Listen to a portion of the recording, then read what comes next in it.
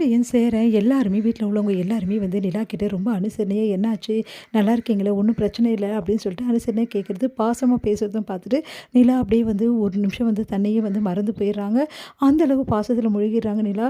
இவ்ளோ அன்பா எல்லாரும் விசாரிக்கிறாங்க நம்ம வந்தோனயே. ஆனா நம்ம வீட்ல ஏன் இப்படி நம்மகிட்ட நடந்துக்கினாங்க? அப்படின்னு சொல்லிட்டு மனசு கஷ்டப்படுறாங்க நிலா. அடுத்து வந்து நிலா வந்து ரொம்ப சோகமா இருக்கிறத பார்த்துட்டு எல்லாருமே "என்னாச்சுடா?" அப்படின்னு சொல்லிட்டு பல்லவன் கிட்ட கேட்குறாங்க. பல்லவன் வந்து நடந்த விஷயத்த நான் சொல்றேன். "அண்ணி ரெஸ்ட் எடுக்கட்டும். பாவம் அண்ணி ரொம்ப மனசு கஷ்டப்படுறாங்க." சொன்னோனே ஒண்ணும் புரியல எல்லாருக்கும். அடுத்து வந்து பல்லவன் வந்து நடந்த விஷயத்த எல்லாத்தையுமே எல்லார்கிட்டயும் சொல்றாரு. அத கேட்டு எல்லாம் அதிர்ச்சி அடையிறாங்க. அன்னைக்கு கண்ணுக்கு எதிரவே அந்த சர்டிஃபிகேட்ஸ்லாம் அந்த மாரி பண்ணாங்களா அவங்க? எப்படி அவங்களுக்குலாம் அப்படி மனசு வந்தது? அதான் ஒண்ணும் புரியல. எல்லாம் அண்ணி இந்த மாரி கல்யாணம் பண்ணின கோவம் தான். அதனால தான் அவங்க அப்படிலாம் பண்ணியிருக்காங்க.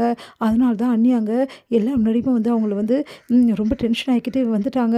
என்னெல்லாம் அடிக்க வந்தாங்க தெரியுமா? ஆனா அண்ணி என் மேல ஒரு அடி படவில்லையே! என்ன அப்படி பாதுகாத்து கூட்டின்னு வந்திருக்காங்க.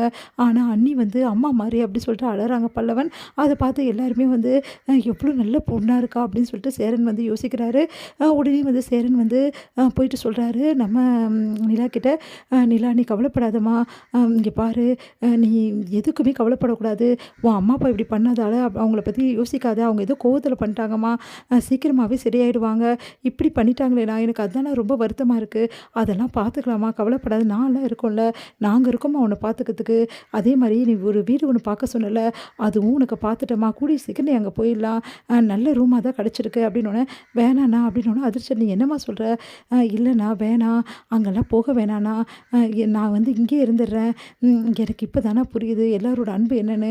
அன்பு வந்து இருக்கிற இடமோ, பொருளோ, காசோ சம்மந்தப்பட்டது இல்லண்ணா. அது மனசு சம்மந்தப்பட்டது. அதனால நான் இங்கேயே இருக்கேன். பரவாயில்லண்ணா அங்கலாம் நான் போலண்ணா" அப்படின்னோனே, "சந்தோஷம் நிஜமாவாம்மா சொல்ற? உனக்கு இங்க இருக்க சந்தோஷமா? எனக்கு ரொம்ப சந்தோஷம்ண்ணா" அப்படின்றாங்க.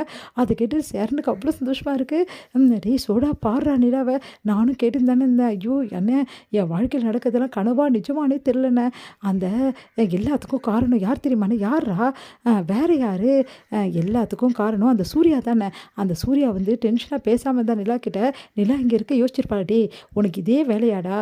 ஏன்டா இப்படி இருக்க? சுயநலமாவே இருக்காதுடா. அந்த பொண்ணு நிலைமை யோசிக்கிறேன்னா, என்ன பொறுத்தவரைக்கும் நிலா எனக்கு வேணும்ண்ணா.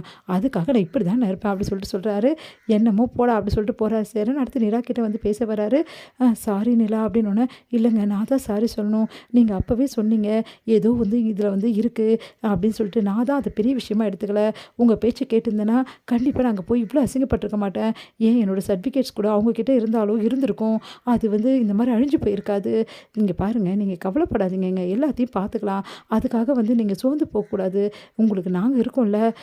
எனக்கு இப்பதாங்க நிம்மதியா இருக்கு. நீங்க எல்லாரும் எனக்கு ஆறுதலா இருக்கு. சந்தோஷமா தாங்க இருக்கு.